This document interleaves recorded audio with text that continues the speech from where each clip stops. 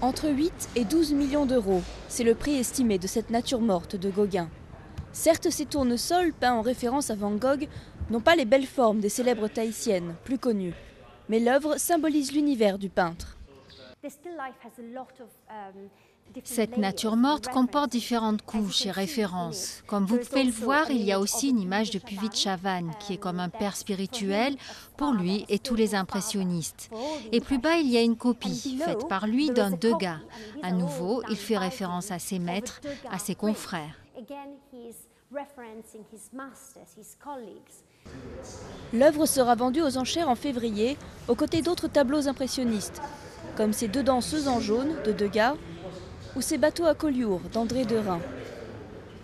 La deuxième partie de la vente verra changer de main des compositions surréalistes, une étude de Dali notamment, et L'aimant de Magritte, une toile que l'artiste a peint en 1941, quand les Allemands venaient d'envahir la Belgique. Magritte en fait cherche à contrer l'aspect sinistre de tous les jours, la tristesse de la guerre, et il dit lui-même en peignant ce tableau à ses amis plus tard, ses amis surréalistes, qu'il voulait revenir vers une beauté pure, simple, une beauté surréelle mais plus simple. Et le titre lui-même a un double sens, c'est l'aimant au sens de l'aimant magnétique, mais aussi l'aimant au sens de l'amant, de l'aimant, celui qui aime. D'après Christie's, 2010 a été l'une des meilleures années de leur histoire en termes de vente.